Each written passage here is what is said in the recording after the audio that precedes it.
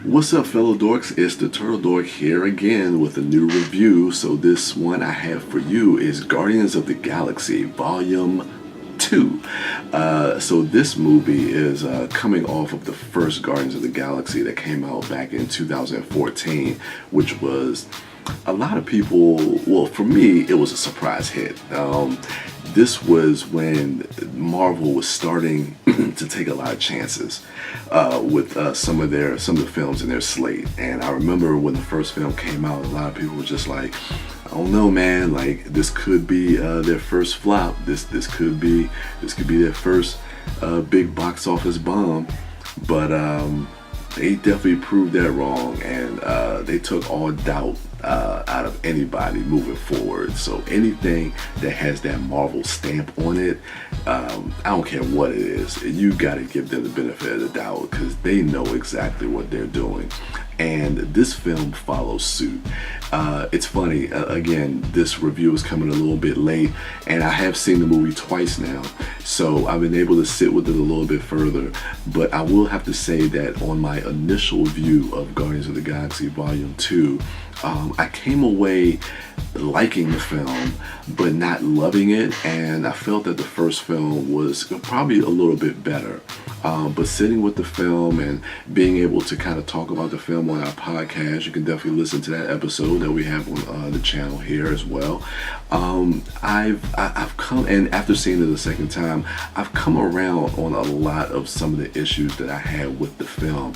One of the big things, and I think it's just something, because when you go into a film like this, or any type of film, especially for like a summer blockbuster film, you're not expecting like a character-driven type of movie. And one of my issues watching it the first time is that we really just spend like 2/3 of this film hanging out with these characters that we love from the first film, and the plot doesn't really kick in until the third act. And a lot of times, like for a lot of people, and even for me, I kind of took issue with that, and I think it was only because it caught me off guard. It kind of pulled a rope-a-dope with me. So I'm watching like the first 2/3 of the movie, and I'm just like, and this is the first time I watched the film, and I'm just like, okay, I'm liking everything I'm seeing, but there's nothing happening here. But there's some stuff that goes on. I'll talk about that in a little bit.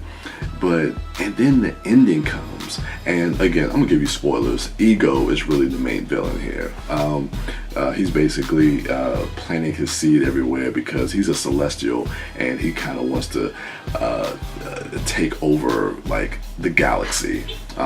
In just kind of like a short synopsis, that's kind of like what it is. So when Peter finds out that his father is this person that was basically using all of these people and all of these beings from other worlds and other universe to basically plant his seed so that he can just basically kind of take over the galaxy, because he doesn't see any type of life form or humanity that was worth, kind of living or anything like that. So it's it was an interesting twist, to say the least, for Kurt Russell's character. But yeah, so when the third act kicks in, and then you get a lot of those moments with the characters. You get moments with Drax, you get moments with Gamora, and then Star-Lord and Yondu and everything. And I found myself getting real emotional, and I was like, holy shit, like this really got me. But it's like throughout the rest of the film, I wasn't really like that engaged. But as the ending came, it's like it kind of snuck up on you. So yeah, I was like, it kind of pulled that Muhammad Ali rope-a-dope. But some of the things that I really enjoyed, and it was good to go back and watch it again for a second time, knowing after seeing it and then kind of taking it in and really digesting the film and talking about it with my fellow dorks, and seeing it again for the second time, a lot of those issues kind of changed. Now, there are some things that I still didn't really like about the film, but I do want to get into some of the stuff that I loved. Again, it's a character-driven film that we just kind of spend, the audience, us, it's just great to just spend time with these characters. I gotta say, the relationship between Gamora and Nebula is something that really, really hit home. Not just with like sisterhood and sister rivalry. I think it's just sibling rivalry. And I think anybody that has a sibling, whether it's a brother or a sister, and you understand, especially from Nebula's point of view and everything that she dealt with Thanos, and how he pitted Nebula and Gamora against each other, and Gamora always got the best of Nebula, and how that sat with her and how that affected her emotionally, mentally, and that's why she has this drive to try to one up her or try to best Gamora. And there's a great moment between the two of them towards the end of the film that is just absolutely, when Nebula kind of confesses why she's been the way she's been, why she's been acting this way towards Gamora. And I found myself really getting emotionally invested into that storyline. And then at the end, the very end, right before the credits, there's a moment between the two of them, and Gamora like grabs her hand, and the way Nebula reacts to that, and then Gamora just gives her a hug, like that shit just it got me. It got me because of like, I don't want to get too personal, but the relationship I have with my own brother, I saw that in that film. I saw that in that moment. And I thought it was a heartbreaking moment, but I think it was necessary. It was an emotional moment, and I think I want to see that explored, whether it's in Infinity War or whether it's in Volume 3. I would love to see the dynamic of their relationship explored a little bit more. And then another thing that really touched me, and I think is the heart of the film, is Yondu's storyline, with his relationship with Peter Quill going back to the first film, and him being exiled as the Ravagers because of him always protecting Peter Quill over his Ravagers, him being the captain of them. But they're starting to feel like, okay, well, you're always protecting this kid. You know, we have a bounty on him, and we have a chance to really make some money here. But every time we get a chance to get him and capture him, you're always protecting him. So they turn on Yondu, and Yondu gets exiled.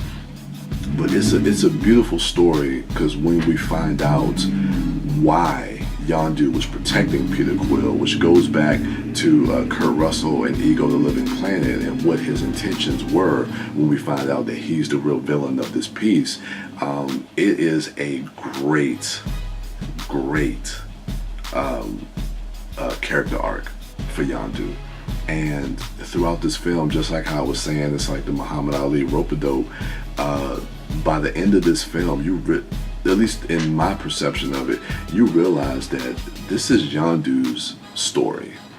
This is his film.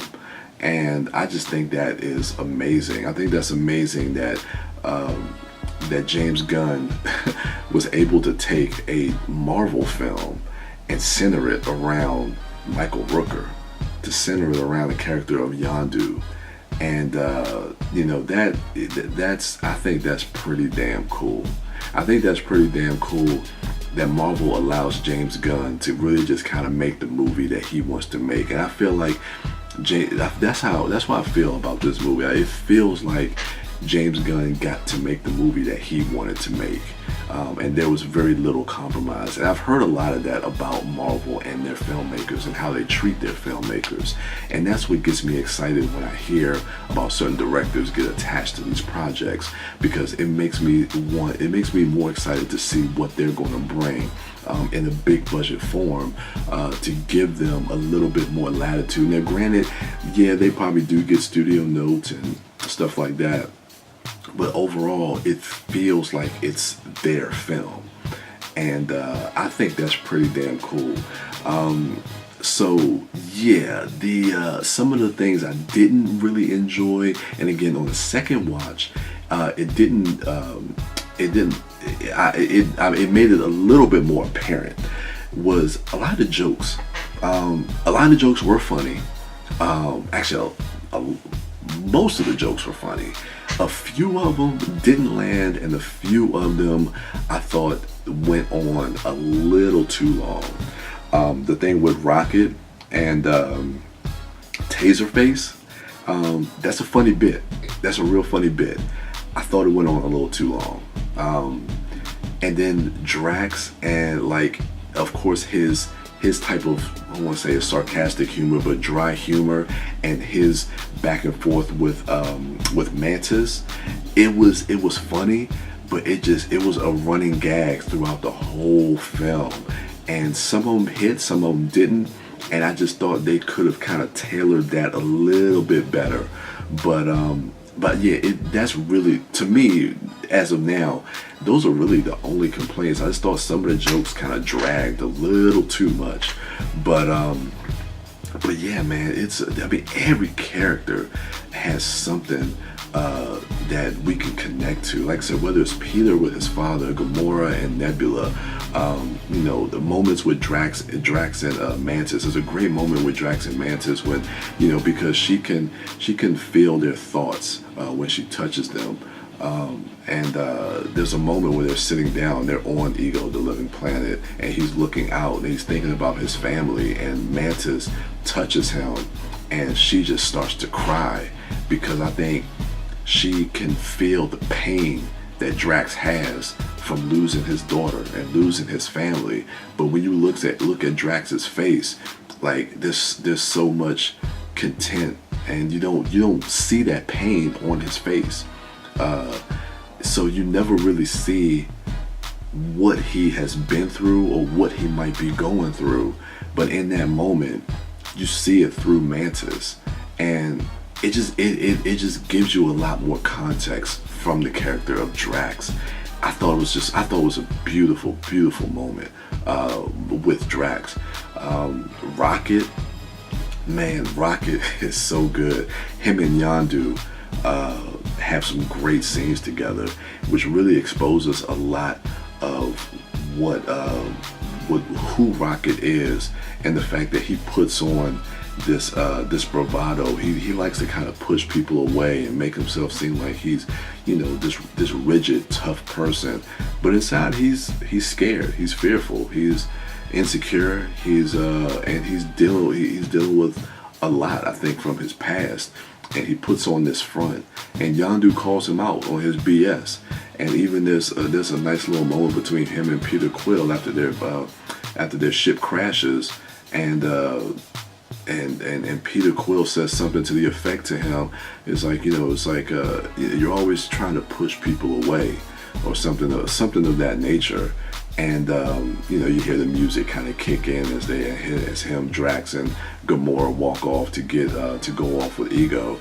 But there's a lot there with Rocket, and it's crazy to say that too, man, because that's a fully CGI character, but the voice acting from Bradley Cooper and what he brings to that, he brings so many different layers to that character. And again, a lot of these performances and how they interact with each other, again, we got to attribute James Gunn for that, because he's done a phenomenal job with being able to kind of construct these stories and really be able to give these characters all these different moments, so that we can able to connect with them. And the fact that we were able to connect with them from the previous film, like, people love these characters from the first film, so we're going into this movie loving these characters.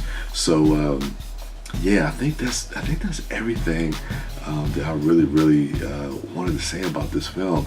I like I said, I really like this film. Is it better than the first film? We talked about that on the podcast. I don't think, to me, they feel so much like a companion piece, and they really do. that it's hard to say which one is better over the other. I will have to say, after sitting with this movie for the last couple of weeks, I really enjoyed this film. The soundtrack too. Soundtrack is great. I will say I do like the soundtrack to the first film a little bit better. But after watching it the second time, the soundtrack for this is really good, and it fits the characters too. It fits the story. Yeah, this is a film. This is a really cool film. So yeah, guys, go ahead and let me know what you thought of Guardians of the Galaxy Volume 2 in the comments below. Go ahead, rate, like, subscribe, and share. And go ahead and check out my other dorks, at MouthDork, at TheDiscoDork, and at Sidewalk Siren. And as for me, I am the Turtle Dork. And with that, I'm out.